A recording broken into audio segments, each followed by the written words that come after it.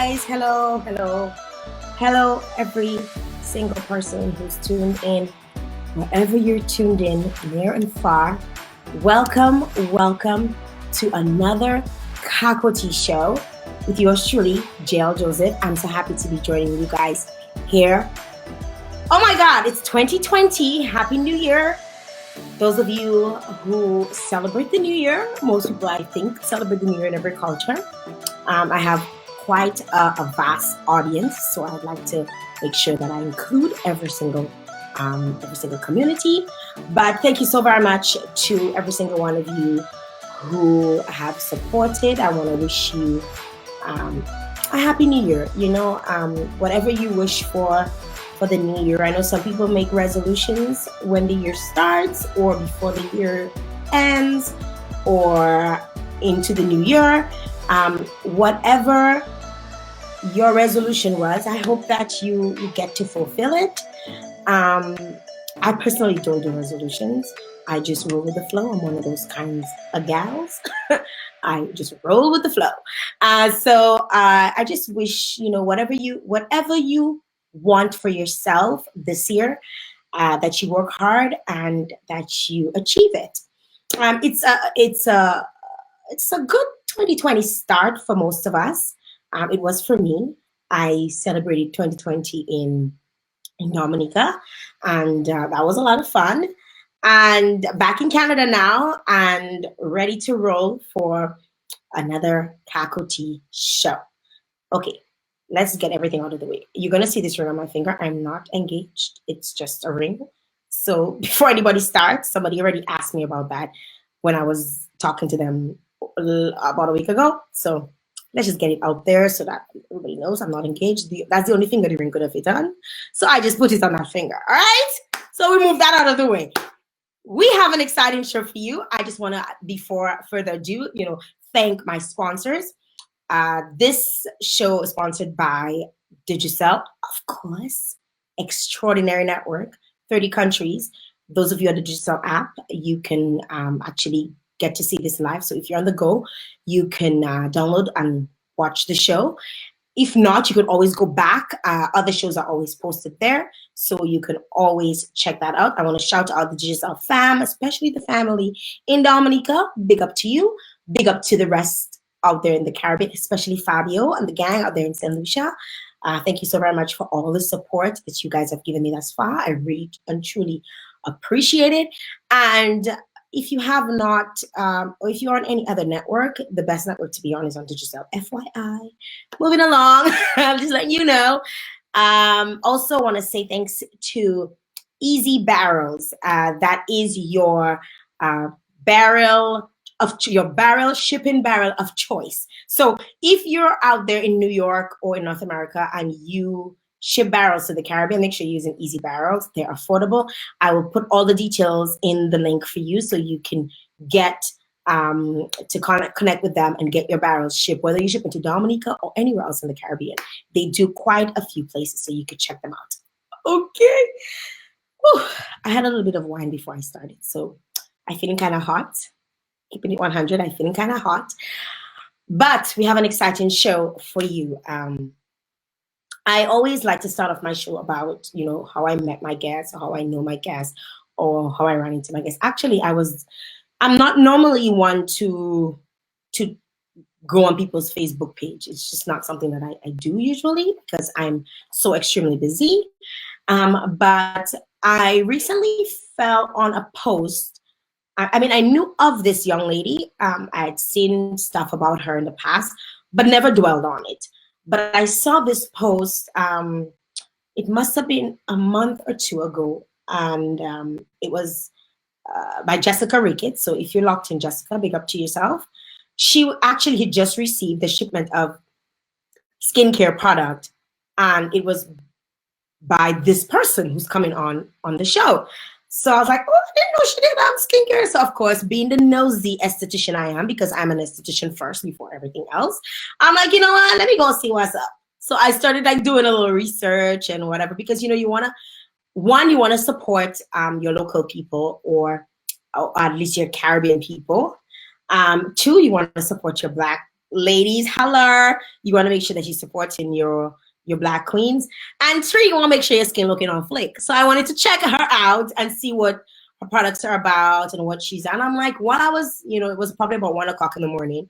I was like, you know what, let me hit her up and see if she would be interested in being on the show. And, in learning a little bit about her, basically researching her without asking her permission, I learned a few things. And I was like, oh, girl, I didn't know all of this was happening. So I decided to invite her on the show, and she is here. She is here live in person. Hi, Judy. Hi, guys. Oh my God. My guests, my guys, my friends, my fans. Yes, I know you there. So send me a little hi. Tell me what's up. Oh my gosh. I'm so excited that you guys can join me again. Leanne is here. Judy's here. Let me know if you're there. If you're locked in, send me a message so I know you're locked in. I'm actually using a different interface that I'm accustomed to, so I'm still getting used to it. So if you see me making magie, just know, it's Jael and her little issues trying to organize and make sure that everybody gets to see the live properly.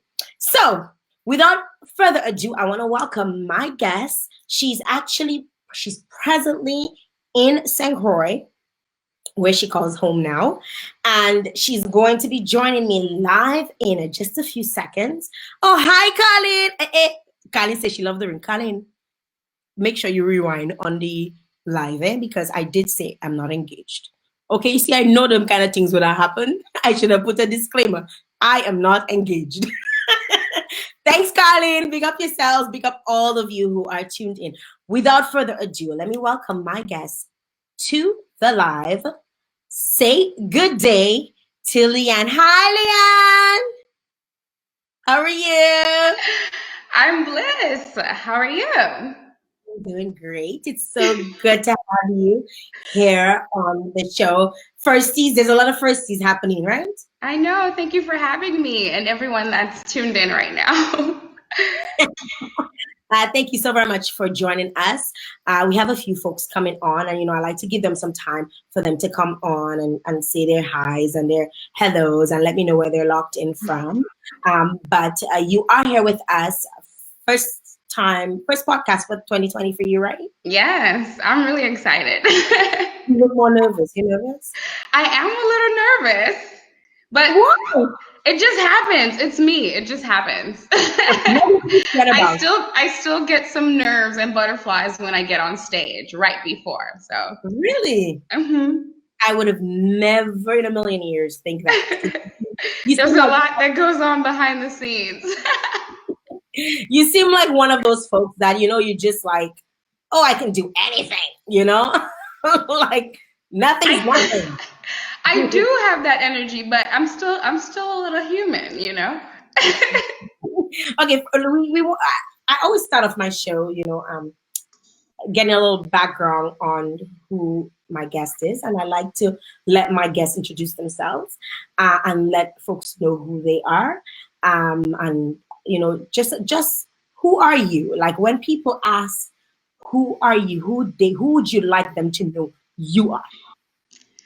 To be honest, most people consider me Lutterfly, and that's what they know me as. But truly, I'm Leanne Morancie, born and raised in Dominica, Grand Bay. I'm a daughter of the universe. I love all things creative. I admire beautiful creations, beautiful people, and that's just who I am. My soul, that's really who I am. Why you say you're a daughter of the universe? What do you mean by that?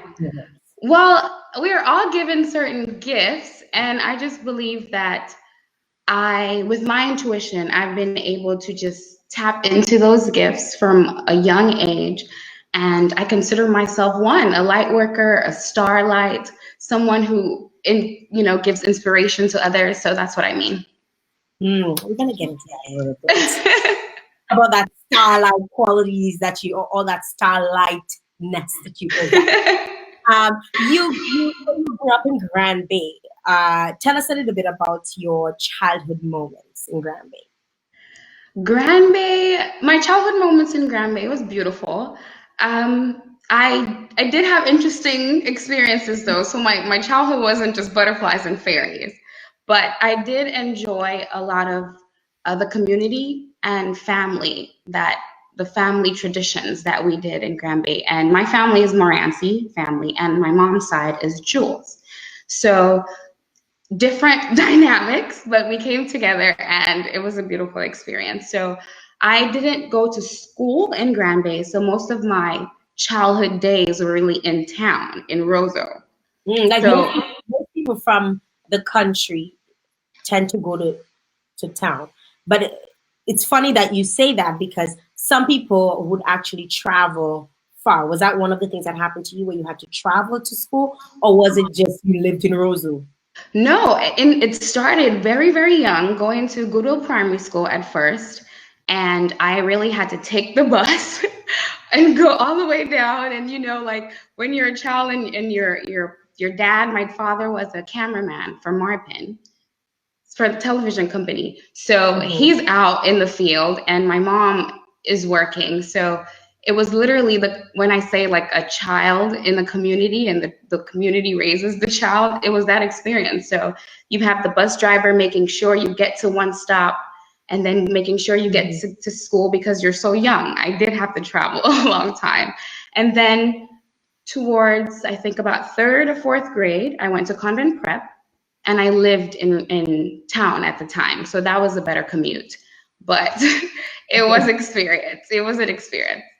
And your family, or you decided to move away from Dominica at a very young age.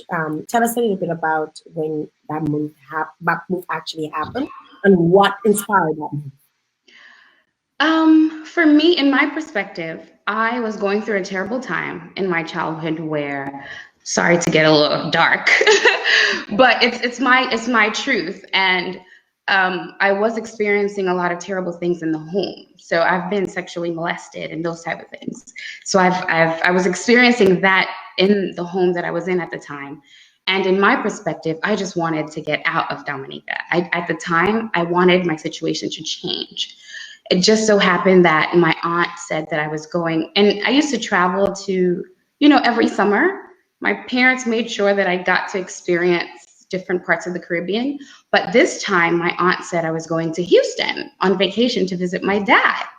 And I was really excited. So it was just a moment for me of being excited and being inspired to leave my current situation. I had no idea what was going on or what they had planned for me in that moment. So my friends just knew that I went on vacation to Houston. There was no, I'm saying goodbyes, my teachers, nothing. Okay, I'm sorry to hear that you had a really tough time as a child. You say that and you smile, but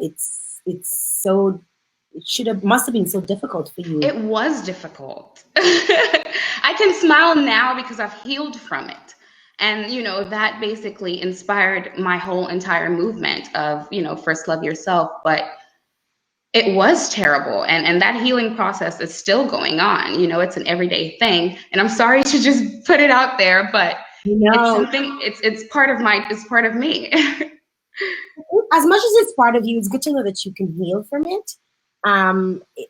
That must have been like, I didn't even know that about you. Even like doing our tests, when we did our little run test, to make sure, the lights were good and everything was good. That part of you, we never spoke about, that never came out. So you kind of hit me like a brick. It's like, woo! I'm sorry. Well, no. I've normally speak about it, in blogs and on radio interviews and things like that. But I'm sorry to just lay it on you. No, that's fine. That you feel comfortable enough to speak about it to this audience. It must have been a really tough time as a child. I hope that you receive some sort of justice, if not some sort of solace, from it, because that is a regular thing that happens in the Caribbean. And a lot of times the best situation or the best solution is to remove the child out of the situation, because for most people, no justice is ever served. You find it so it's good that your parents Did you actually speak to them about it, or was it just something that they decided were taking you out of it? No, it was completely silent. I remember once I tried to tell, the adult in the house, and they didn't believe that it was happening. So my parents didn't know. My aunt was just sending me to Houston on vacation to see my dad. So from their perspective, I was just going to Houston. From my perspective, it was like, yes, get me out of here. Wow. So you get to Houston, and did you ever tell your parents, or at least your dad, that, hey, I don't want to go back to Dominica because of this? No, to be honest, what happened was we moved. So my parents relocated before me.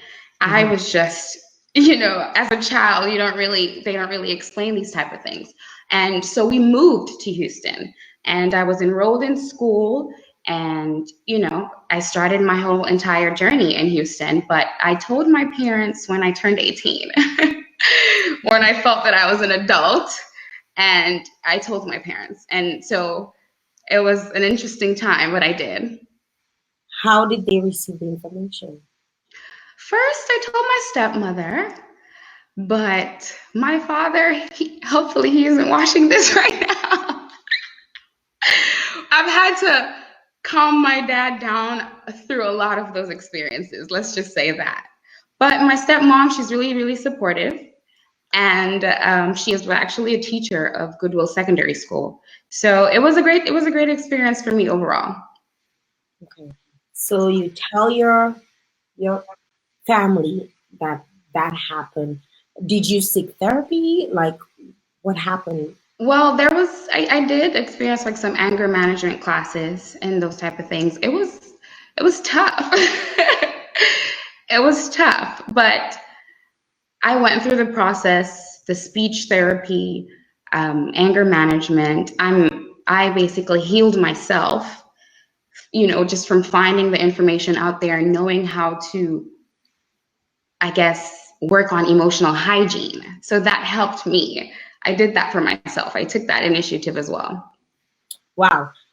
Yo, Dominica has some strong people. Like, they use that term lightly, resilience, but I think you don't even understand how strong it's probably like these Dominicans. It's probably, like, I find like a lot of Black women can share these, and just you can be so you speak like you're so you're free now to go about your life, and you're not letting that hold you back.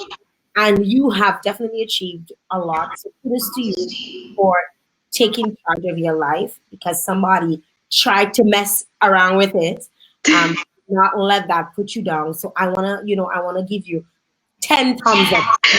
Thumbs give you, I would have given you, 10 thumbs up, for actually um, getting your life together, and being strong and remaining focused, because so much could have happened, especially being exposed to the States, to America, where there's so many Oh, other. and a lot did happen when I got to America. A lot more. So there's more resilience and more tea. We want any more of those breaks. but that transformed you to Leanne Lutterfly. Definitely. Why do you call yourself Leanne Lutterfly, even though you are Leanne Morancie?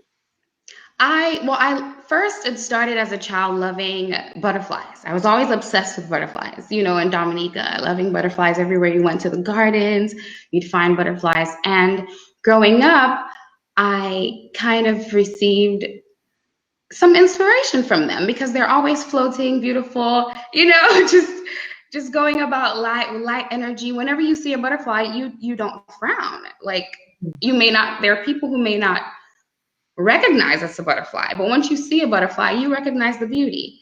And of course, growing up, I realized that it was a spiritual connection for me. So I connected to butterflies as my spirit animal, and that basically gave me a whole other awareness about a different reality that I didn't know at the time.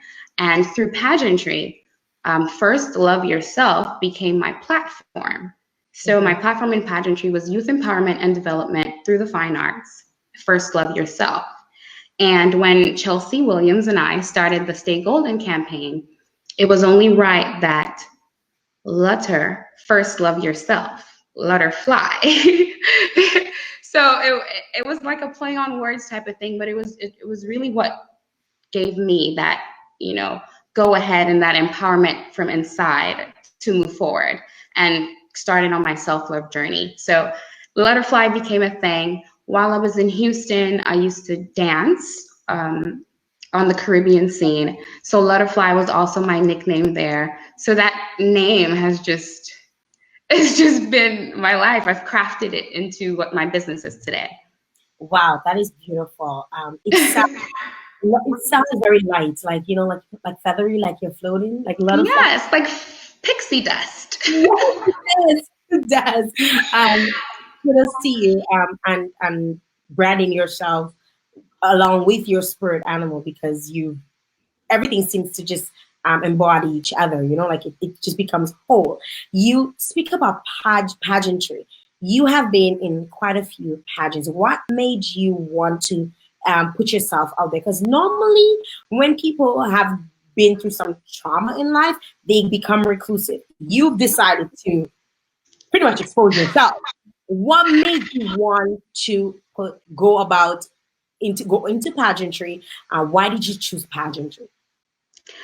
I like to say it was chosen for me, to be honest. At the time in 2014, my partner, Chelsea Williams, and we launched Ooh La La Promotions, basically an exhibition and an art portal for the talents and creative people in Dominica.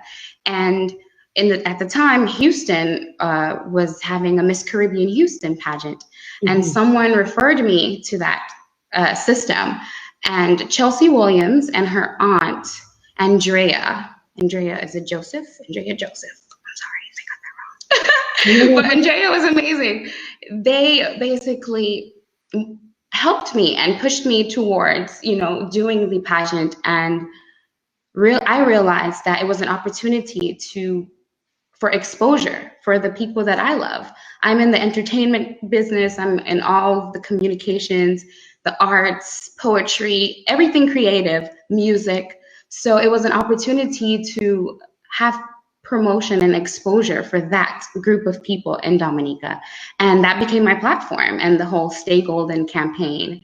So I chose Miss Caribbean Houston. At the time, it was ran by Shari Augustin, and she had like a butterfly theme as well. So I was like, oh my God, it's butterflies. My sash has butterflies, and it was a whole metamorphosis experience. So I took that experience to heal as well. I took that experience to just grow through it. And it wasn't always easy, but I decided that if I'm going to do this, I'm going to do it right. So Miss Caribbean Houston was my very first pageant, and I couldn't imagine myself being on stage, prior to doing that pageant, and it changed my life. Wow. So you went ahead and you did also a pageant in Jamaica called Miss Legacy. Yes. Tell us a little bit about Miss Legacy. So for the first pageant, Miss Caribbean Houston, I captured the first runner-up position, and that position forwarded me to Miss Caribbean United States. That pageant was in New York, and I competed against 17 women. And after that pageant, I went to Dominica for some time, and I received an offer to do Miss Legacy International, and that was going to be in Jamaica, but I was in. No, wait. No, I'm mixing up the stories. Oh my God, I'm mixing up the stories. We have to go back. Okay. So this was Miss Caribbean United States. Moving to St. Croix, that happened. There we go. So now we're in St. Croix. I came on vacation and I got this opportunity after Miss Caribbean United States to do Miss Legacy International. There we go. And Jamaica, I was my first time going to Jamaica. I had never been before, and it was an amazing experience. I ended up capturing the title, and my life really changed then. If I thought my first pageant was it, Miss Legacy International really what made my dreams come true. What exactly do you mean by made your dreams come true? I was offered an opportunity to empower an entire group of people. And for me, that's all I'm here to do. That's my sole purpose, is just really to inspire. On this journey, I learned more about myself. I got into yoga. I got into learning about numerology and crystals, and it gave me an opportunity to share that with the world. It also gave me an opportunity to go to various schools and impact the youth. I was able to host workshops in Dominica, in St. Croix, in Canada. It was just a dream come true. Wow. Everything that I had literally written on paper manifested. Wow. That sounds phenomenal. Like you speak about a lot about your yoga and teaching and young people. You're also a kindergarten teacher and a yoga instructor. Where did that, trying to figure out where did that fit in? All Oh of these man. Lutterfly. Yoga. I've always loved to dance. In high school, when I moved to Houston, I was in drill team. So I used to dance during the football games, halftime, those type of things. I did ballet for a while. And after my first pageant, it was an opportunity for me to just explore, explore. And it wasn't until my first trip to California with Chelsea that I was exposed, I guess, to these type of things, and it really interested me. It pulled an interest to me, and I traveled to Anguilla. I was able to focus and do a retreat and get my certification and all of those type of things in Anguilla. And coming to St. Croix, it was an opportunity for me to actually teach. I have private clients now. I teach at the university, and it's crazy when I think about all of the, the directions. But I really enjoyed it. But yoga came into my life at a time where I needed it. I needed to not only focus on my physical wellness, but emotional, mental, and yoga did that for me. And it just tied in my love for dancing with it as well. Wow. We're packing them up. What are you calling them? I'm sorry. You're definitely securing the bag. Any which way you need to. Securing the bag. Okay. So but your journey is interesting because you've gone from pageantry, you've gone into teaching, you've gone into yoga, but you also have a skincare line. But in addition to that, you consider yourself a psychic medium. Now, for those of us from the Caribbean, we always look at, when you hear psychic, you think of diab, you think of sorcery, you think of some sort of craft. Some people though, because I know of people who would they would dream of a number and they'd go in their little dream book next morning and they'll play the lottery, So win. In as much as sometimes I actually have an aunt who swears by that, but in as much as people think of this as some extra spiritual something that they don't really want to get into or really open themselves out to, you have decided to go out and speak out and say, hey, I'm a psychic medium. I would like you to explain to us what your role is as a psychic medium. What do you do? What does it entail? Is it a job? Do you go in a crystal ball and say abracadabra alakazoo? Is Jael going to get pregnant soon or something like that?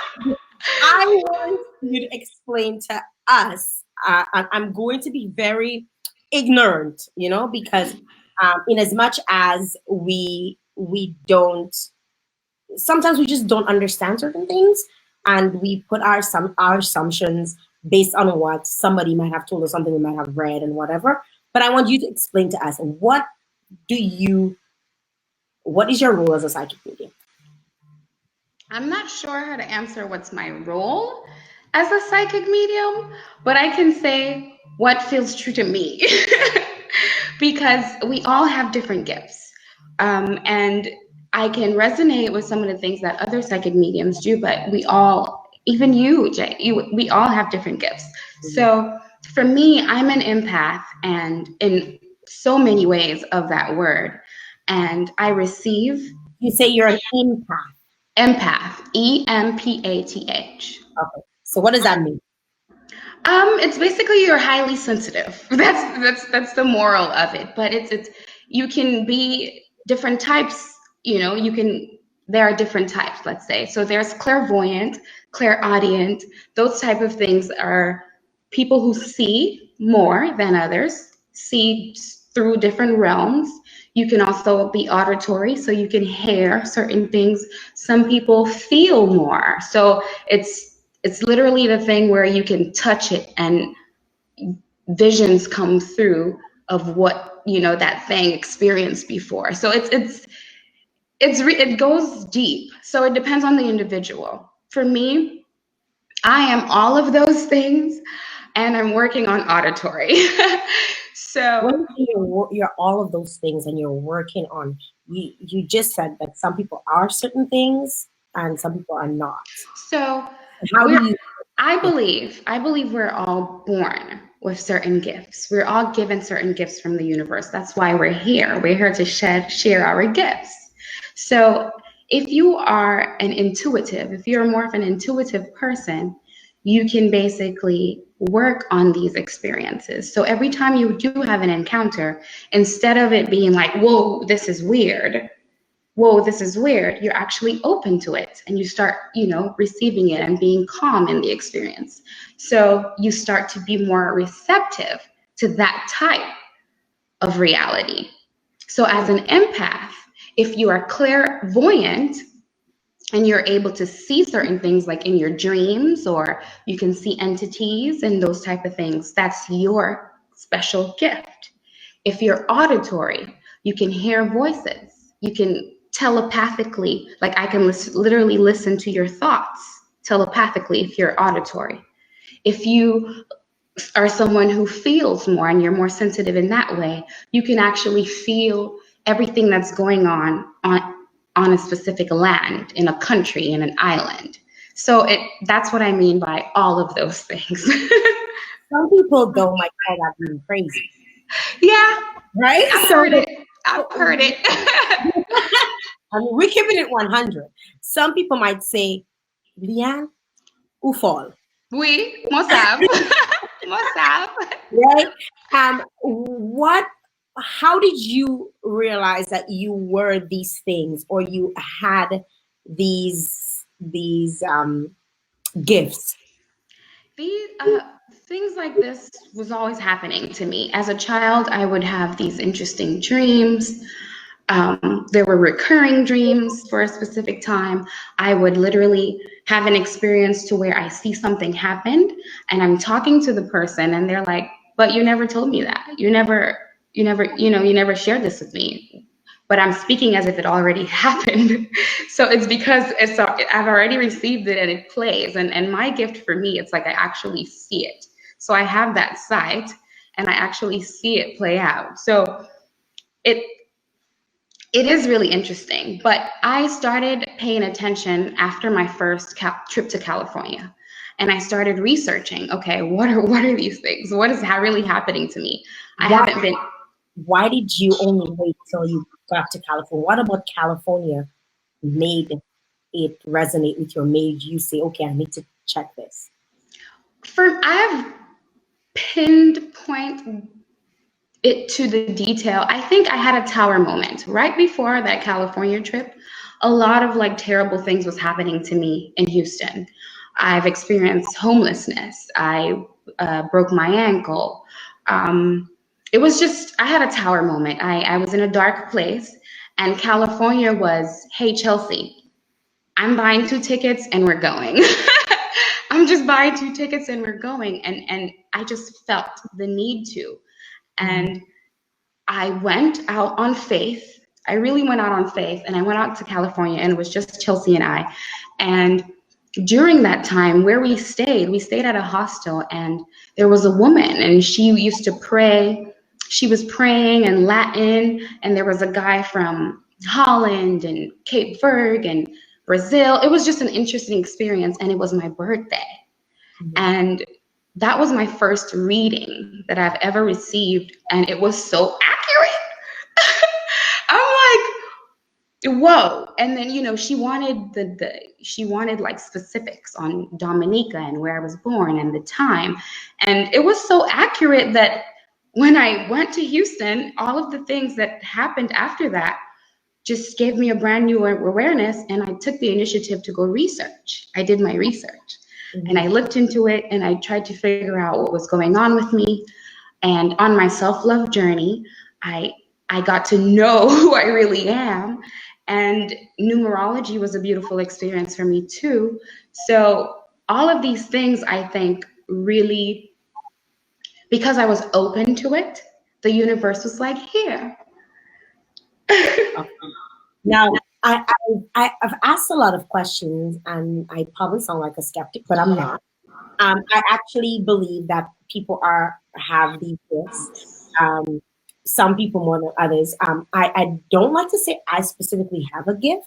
Like I shared with you, you know, when we connected, I do get a visit from a specific person, and that person has guided me for the last probably 6 or 7 years. When I say guided me, that person has given me specific details about me and others around me, in terms of what's going on with my life and what path I should take and what direction. So when I tell people I'm blessed, because I know what I'm talking about, you know, because I feel to an extent that in as much as discussing with others, you know, who have different faiths or different religions, you know, it could be God just guiding you. It could just be you connected to that person. Why do you feel some people feel like, for example, me? Why do you feel like I have been exposed to that person, or that person reveals themselves to me? What does that, when that happens to other, because this happens to people on a regular basis, and a lot of times we ignore it and we think of it as it's always around us. That's crazy. You know, what exactly, why should someone pay attention, and how do you know that you might have an extra gift, or you might have the gift of communicating spiritually? And is that a thing, you know, like? It is a thing. I think for you, like I said, we're all born with it. What happened is throughout our patriarchal life, we forget. So remember, when children are born, you might see them having imaginary friends and those type of things. But along the way, our parents tell us, no, you shouldn't. You know what I mean? So this is what puts a cap on our imagination. Your imagination is magic. So with you, if you weren't paying attention to it before, and now this person is you know, visiting you, it's because you have a specific connection to that person and you trust that person. That's the difference. So you trust the voice. The person is there to guide you as your guardian angel. Has this person passed away? Yes. So the person passed away, and of course, you know, the person was very close to me, and I'll be quite honest, it was my mom, very close to me, and she has revealed herself to me hundreds of times.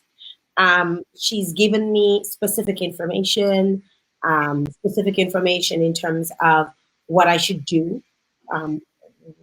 It's not all the time. Like, even sometimes when there's uncertainty, I don't get her coming and saying, "Oh, do this." You know, sometimes I'm sure about something and it doesn't just happen. It happens when I least expect or unexpectedly. You know, like I would not be sure about something, or or I would just be sure about something, and she'd come and like she'd visit me and say, yes, you're going down the right path. Like she recently, she made she came to me and she said something to me, and I was speaking to another person that it was related to, and they were like, oh my God, they were like completely freaked out. Like, they'd not shared that information with anybody, and so she's come to me about specific details, and sometimes it's not even for me, and I don't even know who it's for. Exactly. And so if you are, because you have that specific connection, right? And she visits you and you trust that connection, at that moment you are open to those type of experiences. If you were to say, I'm in a moment and I want to learn more about my guides, because I'm able to connect with my mom, I want to learn more about my other guardians, my other guardian angels, my other guides. More people are going to come to you. Honestly, I'll tell you, I had an experience. I worked at a dental office years ago. And when my great-grandfather I was not close to my great-grandfather specifically, like we were not like, some people say, oh, I grew up with them and you felt such an attachment to them. He was not somebody I was close with. I learned about him later on in my life. I met him, I think it was back in 1995 was when I first met him, when he moved back to Dominica from England and stuff. And I remember the day he died, he came and he stood up in front, like I saw the person, and like you are clairvoyant. You have the gift of sight. On the chair, and the girl who was going, she's like, what's wrong? I was like, oh shit, I think I just saw something. And then my mom called me a few hours later and told me he passed on, right? So I've always been like, okay, like dismissive about this. Oh, that's not for real, And even knowing that my mom has visited me and like I'm aware of it, now that I'm aware of it, I'm still not open to knowing anymore. She's like, okay, that's the cap. I'm just like, that bag idea, but to me, I'm still but that's good though. That's good because you know that your mom wouldn't steer you wrong. So she's a higher vibrational entity.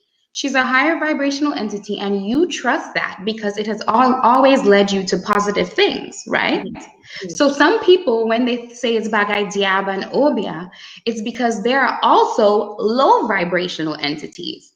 There are entities out there that are just looking for a house and a body, this physical body, to do crazy stuff. So it is real, it is real. For me as a medium, it's kind of weird. I don't know. It's kind of weird, but for me, I can normally sense death. Like I know when it's someone's time to go, and it's a crazy thing that I've had to come to terms with, but it happens. It happens. Have you met people and know, hey, you're gonna go soon because of that gift? How do you deal with that? So my guides, I'm a techie person, right? I love technology, and my guides know that I have to believe it to know that, okay, this is real, because I have a wild imagination. So I would literally say they play games with me. So for a crazy experience, even here in St. Croix, the morning of a huge plane crash here, one of the artists passed away on that plane crash. I had a dream. I had that dream that happened. And I'm messaging a friend of mine. I'm like, hey, don't go on any of the bridges in Dominica. Like my friends know this. I'm like, don't go on any of the bridges in Dominica, not knowing that this was like really right here. If I had tuned in, I would have known, it was right here. And then I got stronger. I realized, okay, this is a thing. And I got stronger with that experience. And I would be at work and I would literally get a fax with someone's name on it and then flip on Facebook. And then the person is like, had an experience and had an accident. It's really weird, but it's just how spirit, manifests to me sometimes. And like I said, I'm a really, really, really sensitive empath. So I receive from feeling, from sight, from auditory, from just, geographically. It's interesting. I've actually had dreams of some of the things that happen all the way in Paris, and I'm waking up in the morning like, oh my God. How do you deal with that? Like when you get all, because it could be good, it could be bad, it could be anything. How do you deal with that when it relates to somebody? Exact. One of the ones that was really difficult for me to deal with was Emil. Do you remember Emil from I remember. Dominica? Yes. So I was in Dominica at the time, and that weekend, a group of us, we went to Portsmouth, and they were riding their bikes and everything, and it was a beautiful experience. And he pulled me to the side and had a conversation with me, and in that moment, I felt that, and I couldn't share it because I'm like, you don't want to believe it at the time. I went to Houston, and that night I had a dream. In the morning, that happened. And that was someone that I was close to, I was connected to, his friends and those type of things. And you just get stronger in being able to deal with it when it hits home. Wow. You said Emil, and that just Emil was, I was not as close to him in his latter years, but before I even moved to Canada, like my grandmother's house is before his house. So I knew him. Like we used to hang out. I remember my first um really good memory of him was him picking me up when I used to work this part-time job. He picked me up, and we go into Sufria, and he convincing me to walk on the jetty with him in my clothes and pushing me off the jetty. That sounds like him. He was a really, really good guy. And then I later learned that his mom was from Vegas, which is where I'm from, and it's like family. So you saying that, I just had to like, because he's like somebody that was very dear to me. In as much as we did not hang out, I remember actually my one of my first, actually my boyfriend's first birthday as a couple. Emil came with us. Aw. Emil came with us and got him really, really drunk, and he got all of that. So I just have some really good memories, really, really good memories of him. So you mentioning that really, really touches me, and I'm sure people who are very close to him would probably feel the same way. But you mentioned that you can feel death, or you can feel. What are the other things that you are in tune with? Beautiful things. So I've basically seen the end picture of how this world is going to be, like this euphoric experience, and that keeps me, going and having this light energy. Um, Numbers, I normally get numbers in my dream, but so I can't use it because I guess that's against the rules. So I just give it to someone else, and then they win the lottery, not the big lotteries. I don't But doubt. But the little ones. I was about to tell you that, because some people say, so if you're a medium, if you say you psychic, why you're not winning the lottery? Like But why? because you can't manipulate your gift. It's just like when it's natural to you, the natural thing is to help, to aid. It's not to manipulate, you Okay. know? So Humans are manipulative. Like what prevents you from not wanting to use it to your own benefit? Would you it's lose it if you used it to your own benefit? trust me, I need the money. But it's just an inner knowing. It's just an inner knowing that if it's not your time, if it's not your time, don't try to manipulate the system. Basically, it's just that inner knowing. But I'm a catalyst, so my energy, along with all my empathic gifts, I'm a catalyst, and I don't know what was happening or when I received that, but I'm an alchemist. So just by touching you or hugging you or being around whatever it is that's going on with you, I'm a catalyst, so it just explodes, and that's the energy that I carry. And I've also had to come to terms with that as well. My friend Chelsea Williams, I always mention her. It's because when these things were happening to me, to her, we had each other to talk about, to talk to this with. And it wasn't until I came to St. Croix and actually met an elder. And, he impacted me with so much information. And along my journey, I've come across so many people with amazing gifts. And it's just like, oh, sis, you got your tribe. You're okay. You're okay. Does it scare you at all? Huh? Do you get scared at all? Not anymore. Not anymore. I know who I am, and that's the difference. So we tend to move away from parts of us and what makes us truly ourselves. And from my self-love journey, I've just been able to love all that is me, and I'm still learning. I'm still young, so I'm still learning more about myself.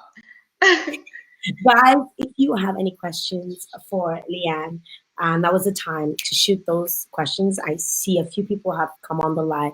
Sheba and Sharifa and Diana and Anna, Dafa, those of you who have been sending, sharing the post, sharing the live, sharing the conversation. Thank you so very much. If you have a question for Leanne, now is the time to do so because we're rolling right along. So you your questions and we'll be sure to hopefully get into it. Again, for those of you who are skeptic, that's okay too. It's not real, that's okay too, because for the longest while, I think, yeah, go ahead. I was going to say for the skeptics, because of course we live in a three-dimensional world and we go to work every day. These are not the things that we dabble in every day, especially in the Caribbean or in Dominica. But African spirituality is a thing. This information, this knowledge is everywhere. It's just if you seek it and if you do decide to believe in it. And for the skeptics, I always tell them, research numerology. Because skeptics is like science, numbers. We like numbers, right? Numbers give us like a concrete, definite type of feel. So I always tell them to research numerology. Based on the letters in your name and your date of birth, you can know exactly what's going to happen in your life based on numerology. So for the skeptics, I always tell them, go to the numbers. Go to the numbers. You hear that? Because of all of you've been doing so many things, but one of the things that you're really passionate about, Leanne, is empowering women. Why is that so important to you? It's important to me because of my journey. I come from Grand Bay, a small island girl, and I've had interesting experiences, and all of those experiences were made to break me. All of them, from homelessness, from my ankle being broken, from being molested. All of those things were made to break me as a woman, as a Caribbean woman, and being Black.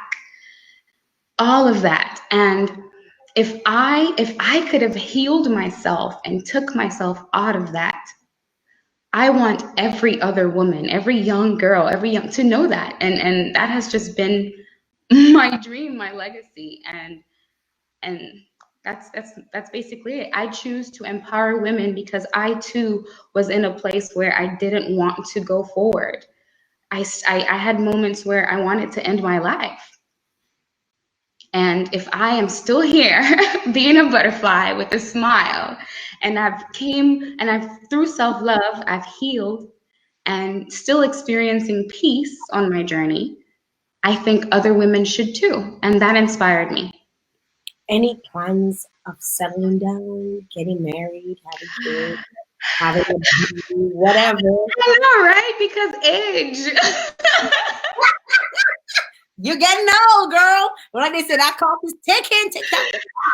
Age, right? Oh man. Well, shout out to the people that I've been in relationships with. Shout out to my past relationships because they, the guys that I really have connected to on this journey, they know me and they've had to deal with me in so many ways, you know? So shout out to them. Kudos to them or shout out to them or like But kudos to them. No, I am thankful though. But I have had an interesting journey on my love life, and I met my twin flame recently, and a twin flame.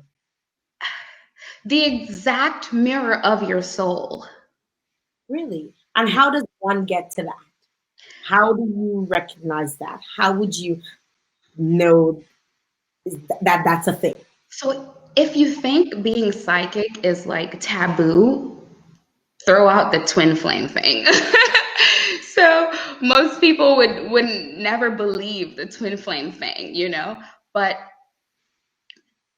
after doing research on my journey, you learn that you are supposed to meet up with 144 souls on your journey. These people at the time of your birth were part of you in this one light universe, right? And it's 144 people. Huh? 144. And how do you know that part of the 144, this is a number? You really don't. You don't, but you learn on the journey. So these people can be part of your childhood, part of your high school, whomever you still feel connected to in some type of way. These people can also be soulmates. They can be karmic partners. Karmic partners are normally people that you are in that season for to learn a certain lesson, and you will continue to repeat that lesson if you don't learn it at that time. You meet your twin flames and twin rays. Twin rays are someone you meet and that connection is just fiery no matter what. And you know that you guys are supposed to either be really great friends or you were brothers in a past life or something. And then twin flames are the exact mirror of your soul. So as a divine feminine, there's an equal part divine masculine. And what is divine feminine and divine masculine? I am so I want to know. Because it sounds like besides divine feminine and divine masculine, there's another gender somewhere. No, I mean there's a perfect balance in the universe. There's a perfect balance in the universe. So feminine energy, feminine power, feminine things, and masculine power, masculine energy, masculine things. So with feminine energy, it's more creation, fertility, intuition, procreation, right? So it's all of those type of energies.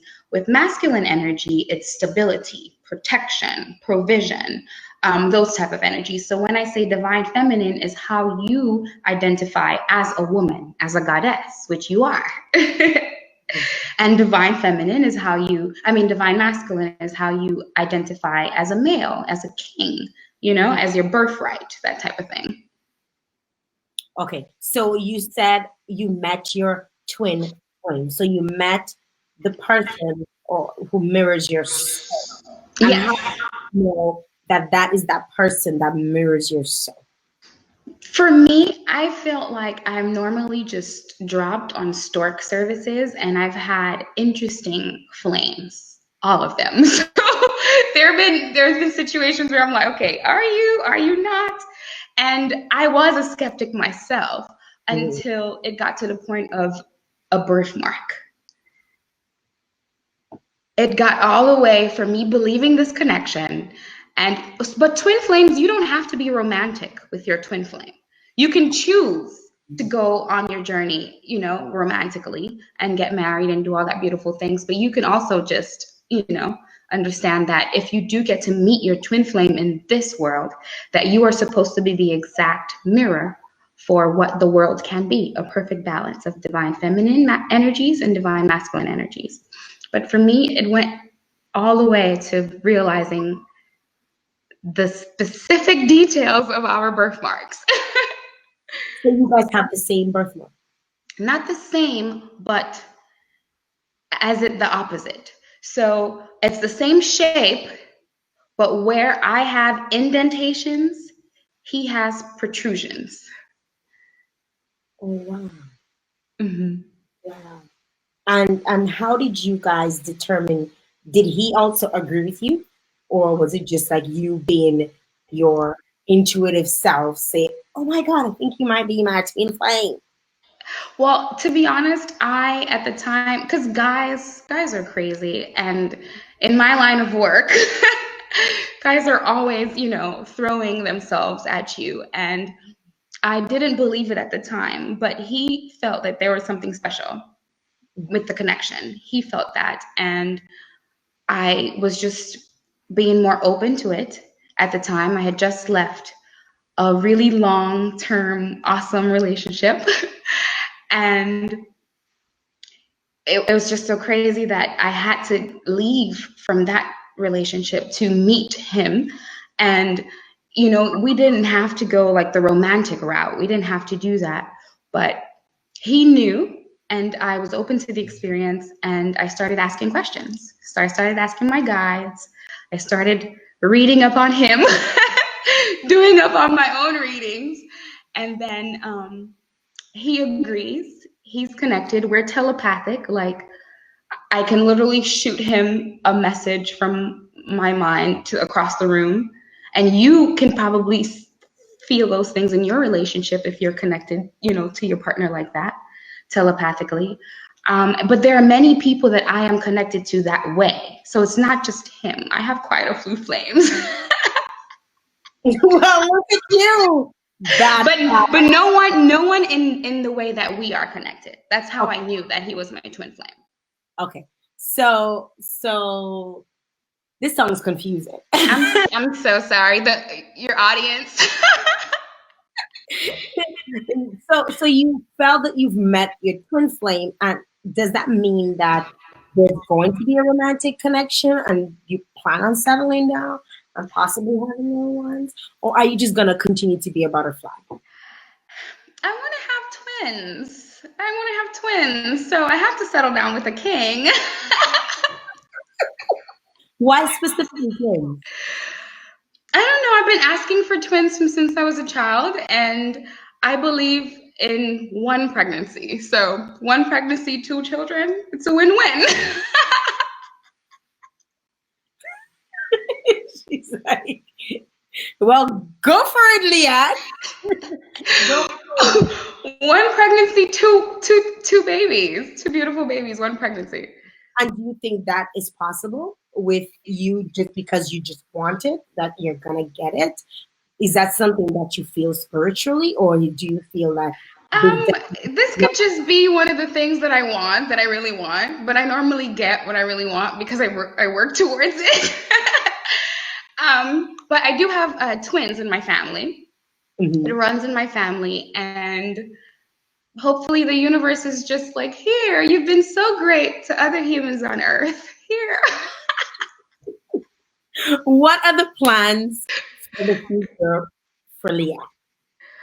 For Leanne Letterness Yes, or Leanne?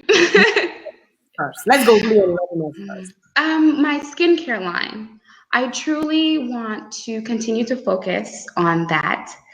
And it's been amazing so far. I launched Goddess Butter this March, and I want to continue to have her in different islands and different boutiques. I want to focus on the actual healing aspect of my product. So it's not just the glitz and glam. There's actually a transformational experience going on because I infuse each product with crystals, and these are healing stones. So I want to take Leanne Letterness product line to the world, and I want to release some music.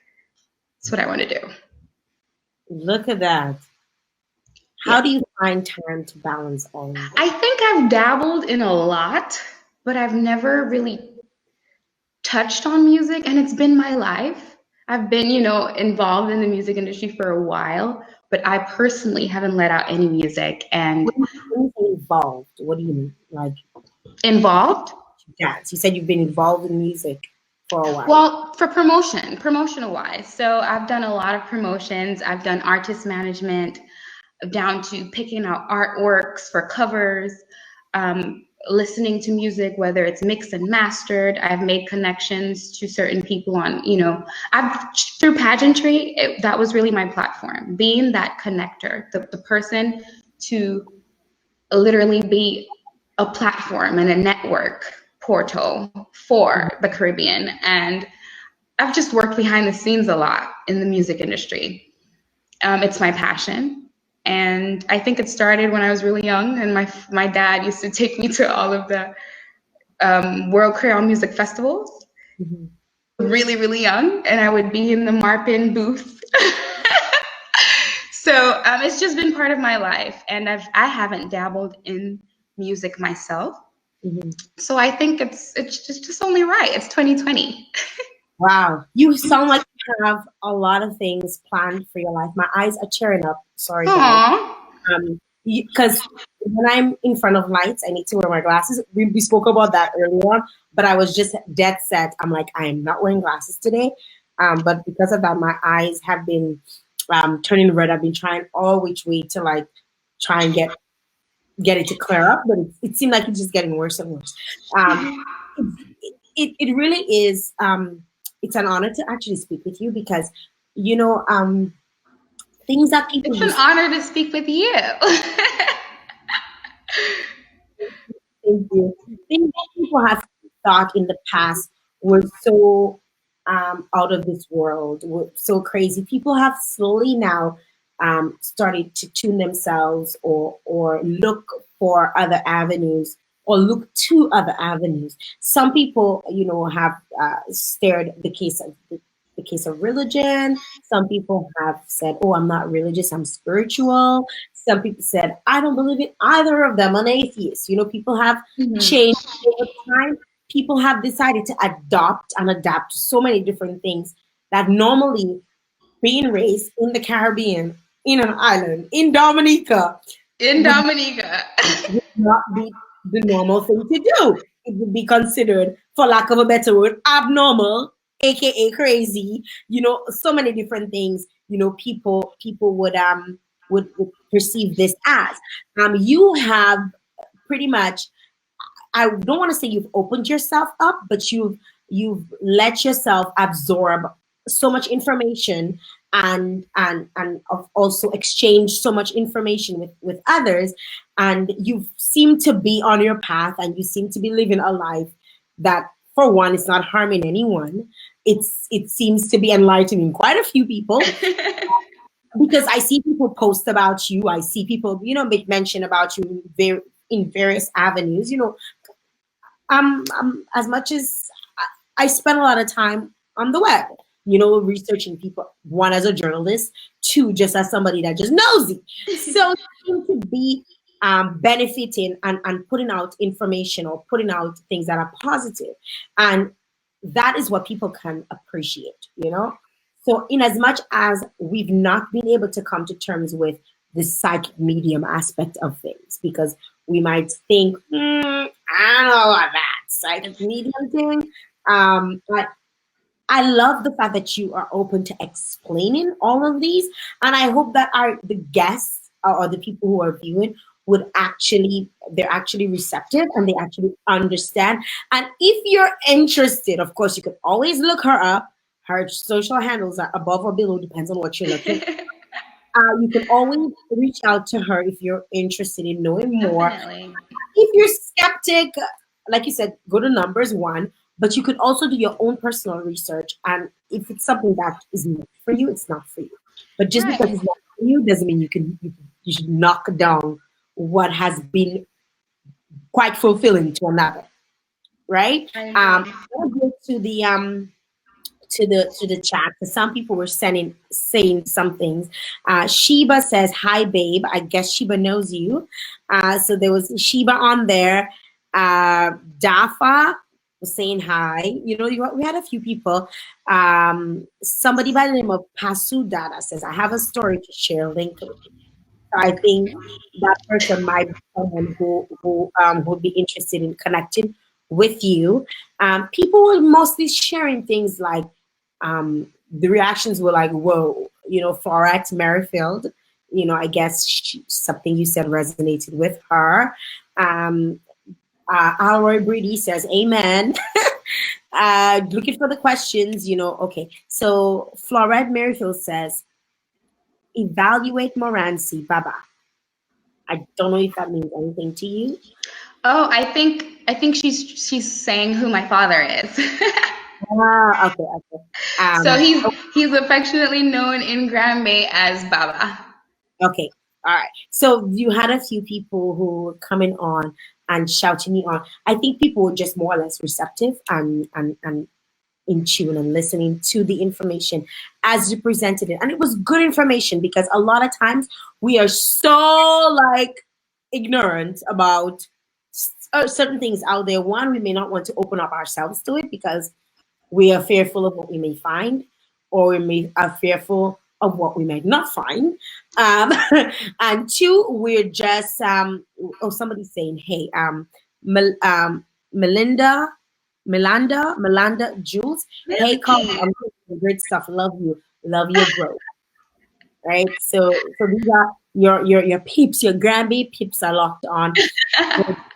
No, whenever I have a live, I didn't get that. Wherever, sorry, I'm not talking to you. Whenever I have a live, I swear, the Granby folks, they come out of the woodworks like there's no tomorrow. No one has, especially when it's someone from Granby. They don't joke. They really do They support. Folks from Granby for continuing to support their own. But like I was saying, like if you're not sure about something, learn about it. It's better and I would recommend yoga. Starting with yoga. So yoga is not because yoga is a practice of meditation.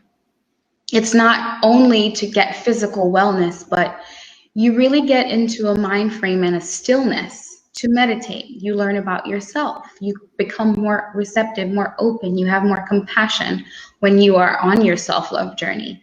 And during that self-love journey, you learn more about yourself. You learn more about the things you resonate with.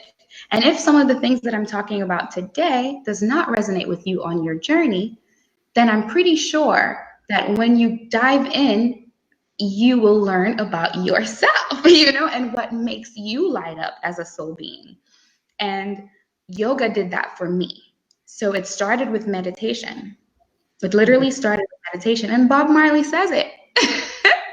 Emancipate your mind from mental slavery. But yoga, the amount of people who try to get me to do yoga, I cannot sit still. I need to come to Canada. Dude, let me tell you, I cannot sit still. Like, I've tried the YouTube ones. I've gone into people's studios. People said to me, start like with yoga, Jael. You need to calm down. You need to calm your spirit. And people tell me that, but I feel the second I do that, I'm gonna lose something. And that's what it is. It's like we are so I'm wired like that. I'm like a machine. Like, oh, let's go. I'm always doing something. I'm type A. But yoga allowed me to calm down. Yoga allowed me to stop butterflying so much. But when you really focus and you come to a place of mindfulness, right? You're not thinking of anything else. You're literally not thinking. So our mind, is so wired to doing that. It's a skill to put the mind to rest and be in a place of emptiness. Mm-hmm. And that's what I think yoga does. And I remember when we connected earlier, you said you've become so detached to things. Yoga does that. Yoga does that. It probably does in yoga. Because I don't need it. Like, it's so easy for me to like, even like with friendships, it's so easy for me to let go of a friendship and not care. Like, what's your sign? What's your sign? I'm Aquarian. A what? Aquarian. Oh, because you're an air sign. That's normal for you guys. No, I am just like people like my birthday is next month, and it's just so easy for me to just let go of things. Like, It's not that serious for me. Like people, my friends, people who are close to me, have always been so shocked at how quick I could just, even from moving on to move. Like I can decide today, you know what? I don't really want to live here anymore. And a week I'll be gone. I'll be gone, and I will make plans that people will say, "Are you sure you don't wanna?" I'm like, "No, I'm good. I'm cool." You're okay. A lot of people, it takes a lot for people to even get there to that level. It's So so quick. I can detach, and even sometimes, like I should not be detaching myself from something. It's like I'm compelled to. It's like I just feel like that's it.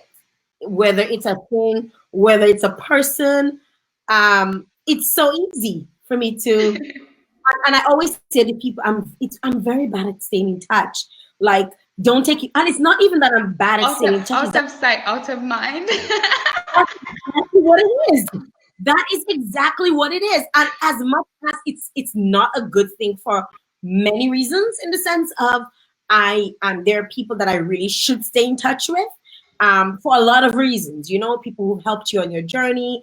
But I'm just really bad at staying in touch. I will Me send you too. a text message. If you get a text message from me, just be joyful. Especially if you look. Me as well. I think it's because I don't really enjoy small talk. I don't, to be honest, I don't really enjoy small talk. So it's like, okay, like tell me about what's going on. What's up? Let's catch up. But the hi, hellos, okay, what's up? I sometimes though, like I think about like friendships that I've cultivated and not let go of, and I think to myself, whoa, you could have like really had a good relationship with this Same person, here. and I and, um, resonate with that. and after I thought about that, I'm like, moving on. I was like, sorry, like and it really is nothing personal. So I'm using this time to let everybody know it's personal, Me right? too. It's Right? not personal. It's my yoga. It's really not personal. It's just so the people that I'm close to should consider themselves fortunate. Like the person that I connect with on a regular basis, consider yourselves fortunate because Mhm. I don't and it's something I just don't even understand. Like I could go back how many years ago, and think of people who I feel, have touched my life in a way, or we've had a connection and whatever. There's some people that I will stay close with. Like I have a few people that I've remained close with, but they're just some people that Don't make the cut. And those are the people that are part of your 144 souls.